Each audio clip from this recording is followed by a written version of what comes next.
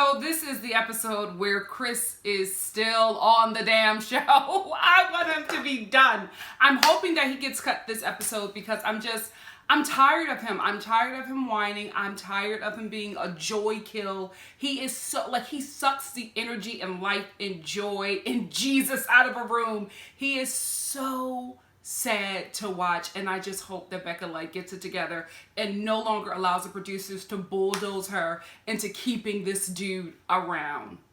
I'm hoping, Becca, please. Let's get into it. So we open up this episode and this heifer is wearing my coat. I know that coat from a million miles away. That is Ted Baker last season, fall. I wanted that coat the minute it got put out in Bloomingdale's, which is the only place that I shop. That is my store. I love to go there and pretend that I'm wealthy. One day it'll come true. But anyway, I saw that coat and I was like, this heifer got my coat on, my Ted Baker coat. It started off at $500. The cheapest it got was $450, and I was just like, I can't. Because anybody who's watching who is a working actor, you know, whatever monies you get in, you gotta hold on to it. So even if you have it, you don't know when you're gonna get your next gig. So I was just like, maybe I can, no, I don't know. So I was so heartbroken when I saw her in that coat because she looked amazing. That coat is just meant to make anybody in it look amazing. And I was a little bit jealous because Becca looked great, right? But y'all, I will slay that coat. Please believe it. And I'm still stalking it because, when stuff goes on sale and it doesn't sell, they ship it to different places. So hopefully it goes to some discount, warehouse somewhere where I can get it. Because that's the beautiful thing about living in LA. There's always warehouses of huge clothing companies, and they're always having some warehouse sale. So hopefully I can find that coat. Hopefully. Because, oh guys, could you imagine me in that coat? The minute I was snagged. We could have done without this love cheer because first of all, she seemed out of breath as soon as it started, and it just ended up looking really, really cheesy. And I feel like I, as a viewer, all of us who are cheering for Becca are trying to up her snap game, but this show is dead set on making her basic. Also, can I just say that I love how much fun the guys are having whenever they go on trips. I love that footage of them going into the room, jumping on the bed, just oh, look at this. Just having such a good time. I don't know. I love that. That really, really warmed my heart. And I'm cool on Lincoln, right? Cool on him. But baby, he was wearing that shirt. I was come through, African King. So Eddie Munster gets a one-on-one. I'm gonna be real with y'all. I forgot that he was even still on the show. Oh my gosh. So then we get this pointless argument with Lincoln and Chris about if Chris should want a one-on-one or a 2-on-1 and the chances of it. Was the stupidest thing. And I honestly wish that Lincoln would have took the Will's approach and just walked away from Chris because he is such a fire starter. So they get into this argument about Chris's opinion, and all of the dudes know how Chris is. So they leave him alone. But Lincoln is the only one who just keeps on saying, oh no, you shouldn't do this, you shouldn't want that. Just why are you even getting involved with Chris when you know how he is? So at this point, it's they're just measuring peen, and it's becoming annoying. It's becoming so draining, which is what Chris is perfect at. All of the guys are getting annoyed by it, and I'm just why would you even entertain Chris, Lincoln? He's such a boyo. Let him burst. So Becca's one-on-one date with Eddie Munster is a goth happy hour. How on brand. Then we get to this part of their one-on-one date where she takes him to this bar, and his best childhood friends are there, and he starts crying because I would too. Apparently they've been away from friends and family for 6 or so weeks or something. So who wouldn't get emotional when you see people that you love in a room when you haven't been around them for that long of a time if you're really close to them? So I got that, but I was confused why he got this kind of date. It made absolutely no sense to me that you would invest in some guy who we never seen you spend any time with. We never heard you talk about. You're investing in flying his friends out and giving him this moment, then talking to his friends and checking on him and seeing what kind of guy he is. I'm really? Guys, this just threw me for a loop because I never saw them have anything that was so major. The way she talks about Wills, the way she talks about Garrett, the way she talks about Blake, All of that and Colton. The way she kisses him. We all saw that.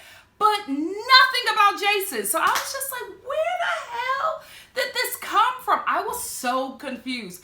I understand a one-on-one because she wants to get to know him a little bit better. But this date with his friends, it was such a huge investment. And I was just like, you did this for Jason, but you took Blake to like banging video cameras of you, like TVs of you and, what's it? I forgot his name. Jack Frost? Ari. Ari. Like, you're banging up TVs about, you know, showing your proposal. Little John is in the back, and then you take him to some really nice restaurant. But, like, where was Blake's family? Where is Garrett's family? Where is Will's mama? Like, come on. I would have expected that for those dates, for those one-on-ones, but not this. It was just odd to me. What do you guys think about that? Let's talk about it in the comment section. So, of course, he gets to date Rose, and then Beck is just like, oh, Jason, I'm just so excited about him. I could really see myself spending the rest of my life with him. What? When, girl? I didn't see any of this. I was so shocked. Not shocked that he got a one-on-one, but the way she was talking about him and investing in him, I didn't see it coming. I didn't see it coming. I am shocked. Now Lincoln is dead to Chris, and I'm so over him. Like, he's so childish. He's so, like, immature. It's like, dude, you are not even husband material at this point. You're not even friend zone material. You're not even bae material. He's so annoying and childish and selfish. Not once has he ever thought about Becca in this situation. About how she would feel, like doing anything to make her feel good or want to be with him. It is all about him. He is a very selfish partner. And if Becca don't send him home, I am going to flip. Because the producers can't keep him anymore. Like, he's annoying at this point. So I feel like production just should know that we, the viewers, will be tired of Chris by now. And you know, at this point, Lincoln can go as well. Like, he's fine, whatever, but he can wear a shirt. But he's annoying. He's so annoying. He's playing so many games. And I'm just like, you too fine. Him and Colton, you're too fine to come on these shows playing games. You could just win by smiling. I don't understand this. Oh, I'm intimidated by this person. I'm crying because you broke my picture. We're not believing that. We're not believing that you're scared of 4'5" Connor. We're not believing that you're scared of like Chris, who shakes anytime anybody looks at him wrong. Like, come on. We both know they punks. You're not afraid of them, Lincoln. Like, just, I don't know. I'm just, you know, let me stop, because I feel like I'm just disappointed in him because he's fine and I wanted him to do better. And that in its whole self is just sad. So I should not feel that way about him, but I'm just disappointed because I felt like he could have went far, but he's not into Becca. And that's another thing that's pissing me off. Becca got a lot of dudes on this season who are not into her. He's not into Becca. He's playing this game. We can see it. We like nobody. None of the dudes believe when you were crying over that photo. Nobody is believing that you're intimidated by Chris. Him and Chris should go home. I'm done. Oh, wait. Before we move on, can we please talk about how those dudes embarrassed Becca at that Becca debate? I was so embarrassed for her, especially when Chris got up there and started all that cussing in front of the kids. There was a mother who was like holding her child like those cuss words were like gunshots. But I would have been embarrassed as well because, first of all, everybody was taking it really lightly and really, you know, spilling out their heart to Becca.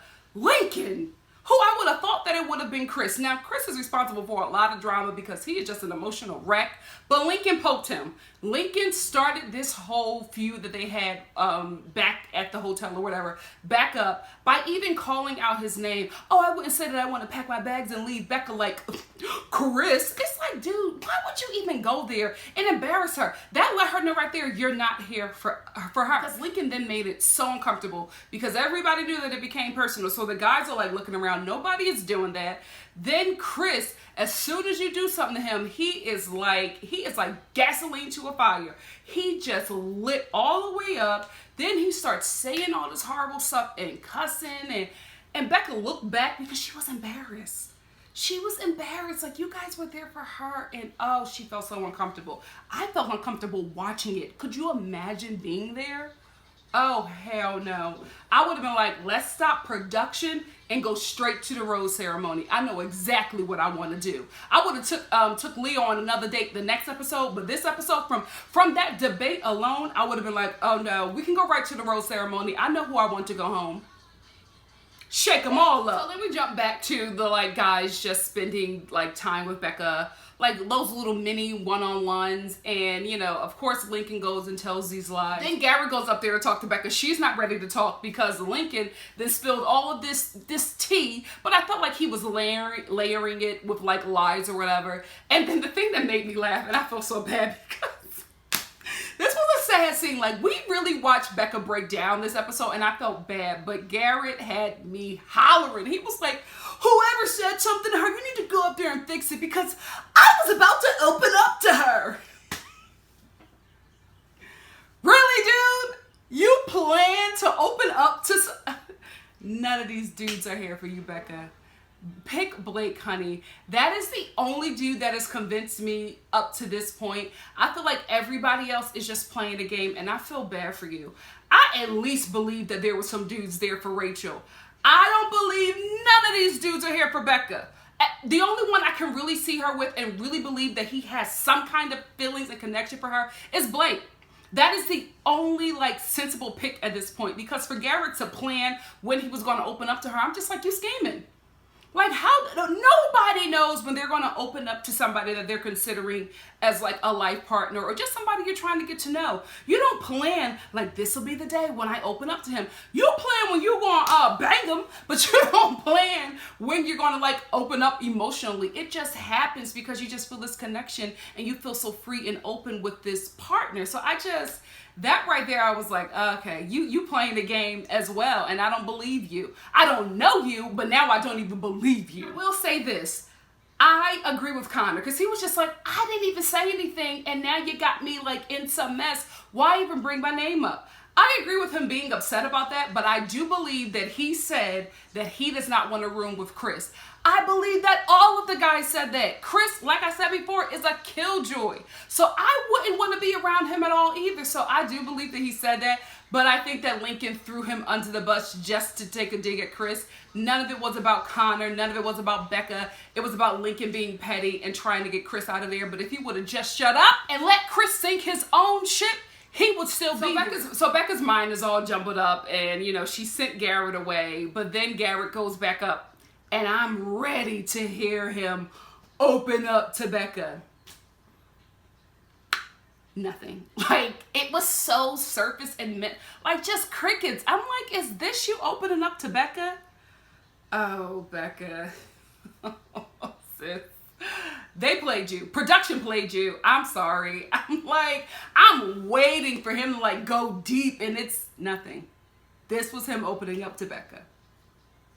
Keep it. Anytime Colton is on the screen, I just roll my eyes. I have a complete boy bye now towards Colton. I just can't stomach him. He gets under my skin. And remember when I wanted him to get under my ovaries? Now I can't stand him.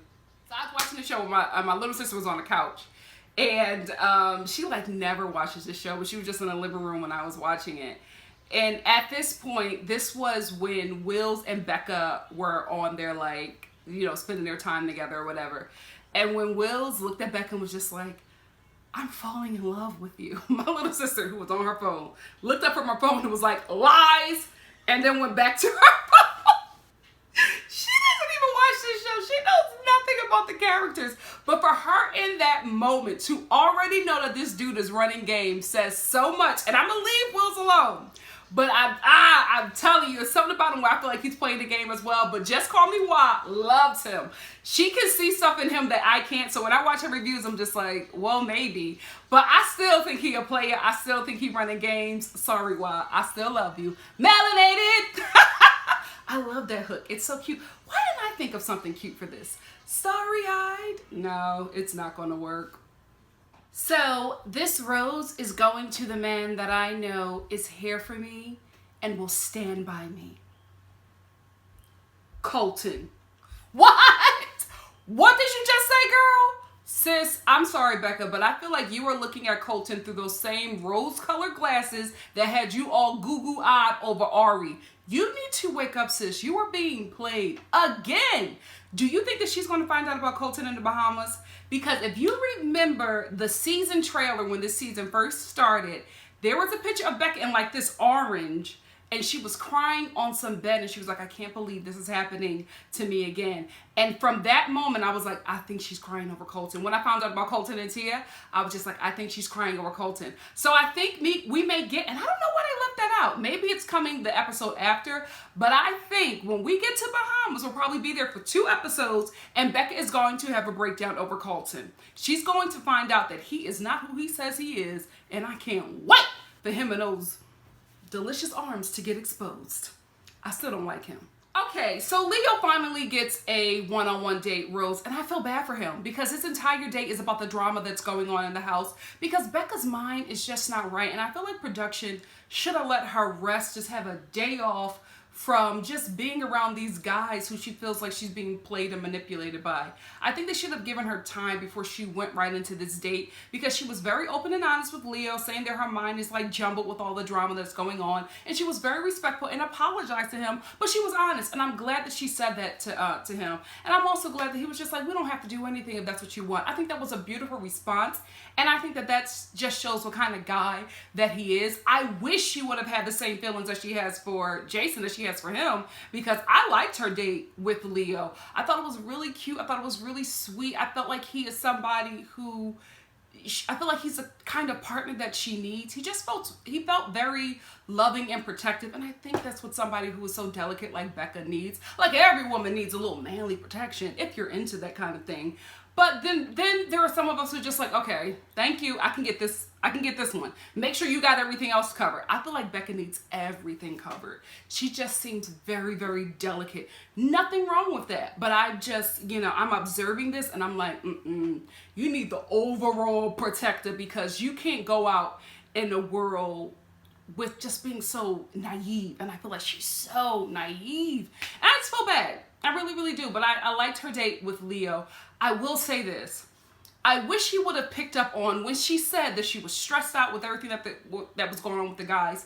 When they sat down for dinner, I wish she just would have spent that time and just made her laugh, made her had a really good time, take her mind off of it. I don't know, just do something out of the ordinary, because I feel like every time we sit down and we have these one-on-one dinner dates, I think this is in the contestants' mind, this is their time to drop something about a parent dying or having their heart broken or coming up from some kind of failure or depression. And I wish he just would have read the room and just been like, let me just make you feel good tonight because you've been through so much. Because I just feel like Becca does so much emotional labor for the men in this house that this should have been a night where she had the night off. But I get that, he's playing the game as well. They all are. So he gets the date, Rose, which I think he should. I didn't see anything wrong with that. I mean, he was willing to kiss her after she downed a raw oyster. He deserved that rose. Oh my gosh. I feel at this point, I'm over it. And I know this has been their formula since the beginning. We need something fresh now at this point, Bachelor Nation. Because this formula of you have a one-on-one date and then you walk into the room and there's some country singer twanging about love and, they all dance in front of a crowd, which was always awkward and weird. And then they kiss to have like this beautiful like movie ending. It's tired. I think we've seen this ending to a date 4 times on the show already. It's done. I feel like if they're going to keep it, it should be a formula where they just do it once every season. To continue to do it every time, we're over it. Is there nobody in the creative department who can come up with different dates? Is there a struggle there, or do y'all just not want to change it? Because I feel like we're kind of done. We've reached our limit with these singer dates and the crowd that looks like you paid these extras $40 and got them a meal and was just like, if you just stand here and look like you know who these people are, we'll pay you for the rest of the day. It's awkward. It's over with. They need to come up with something else. Just do it once a season. Every other date, it's overkill. Real talk. You know, I feel like I'm getting tired of this season. How do y'all feel? I'm tired because I just feel like it's so obvious that these guys are not here for her. Like, I do know you come on this show at this point now, in this day and age, these people come on this show for a come up. Like, they want to get into reality TV. They want to get some money. They want to get some fame for whatever reason. I know that, right? I just feel like Becca had a majority of her men were here for that reason. And I just never felt that with Rachel. Like, we knew who was there for camera time, but I just felt like she had a large amount of dudes who were really, really into her, who watched her season, who, you know, wanted to come to that show for her. And I don't think the same for Becca. And it's uncomfortable to watch because you can see them playing the game. And so I just feel like I'm over it. I'm not like, I don't know. I feel kind of over it this episode. It's just, I don't know. I think with Rachel, we knew that Yosemite Sam wasn't there for her. We knew that he was there for drama. But now with like Jordan gone and David gone, it's like, okay, the producer picks are no longer here. Well, Chris is still here. And maybe, is Lincoln a producer pick? I don't know. But now it's just like I don't know. I just feel like she has so many guys who are here for the cameras. And it's very obvious that it's only one guy who was really here for her. So I don't know. I'm feeling weird about it. I really, really am. How are you guys feeling? Let's talk about it in the comments section. Because I'm just like, I'm feeling some kind of way. So Chris is at the house and he's just like, if Leo comes back, then I don't know what I'm going to do. Dude, do you really think that you can hold a candle to Leo? He might look like a person of color Fabio, but he's still, like, is so much of a better pick than you are. He's so messy. He runs back to Becca's room to, like, mess up her night, dressing like the kind of dude that you need to stay away from. Like, any dude who wears, like, this tan coat with, like, these tan, like, gator shoes. Trouble in a handbasket, and no woman needs that. So he, like, runs to her room and messes up her whole night. She finally got her head clear, and here comes Chris. Did y'all see her face when she opened the door and saw that it was him?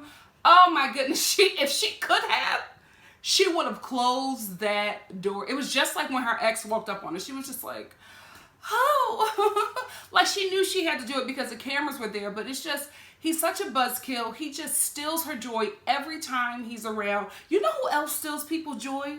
The devil. That is exactly who Chris is. He is just like, I'm telling y'all, he comes into the room and it's just like, I don't want to be here.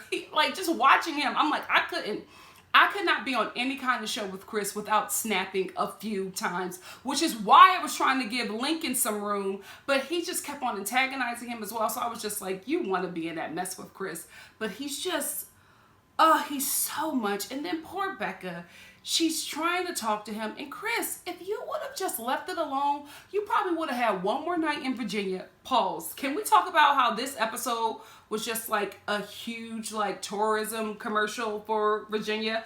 Like, everything. They were saying so many great things about Virginia throughout the episode. Normally, when you get there, you start off with these Virginia facts.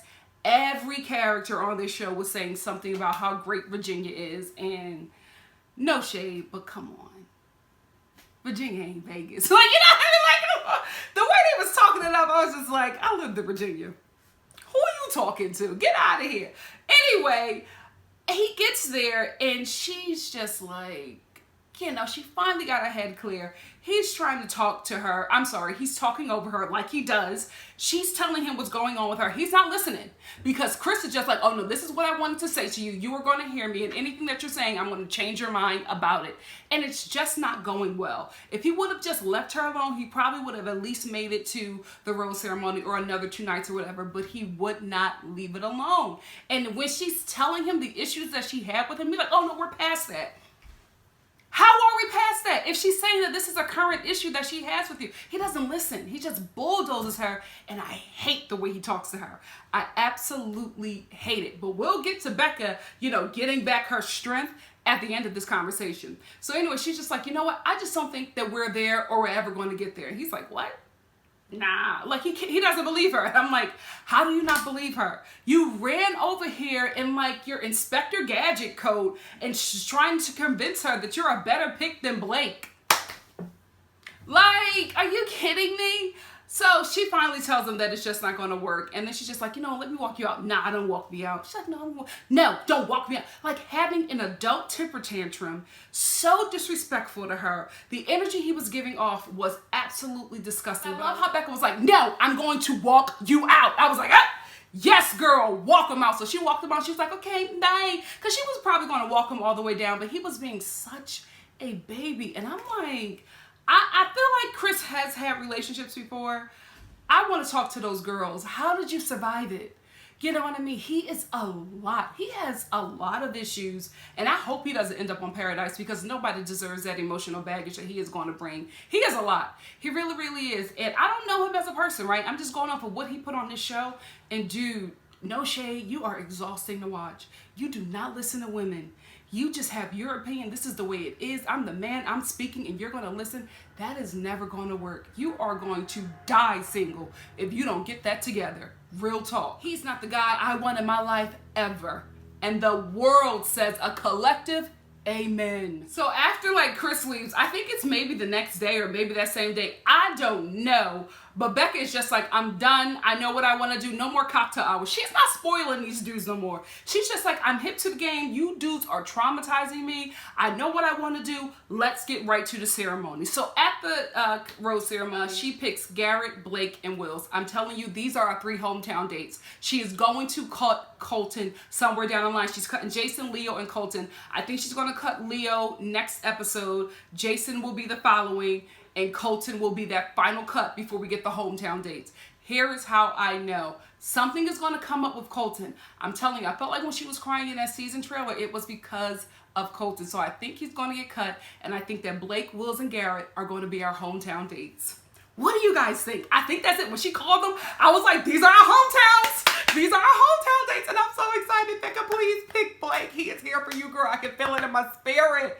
I think she's going to pick Garrett, though.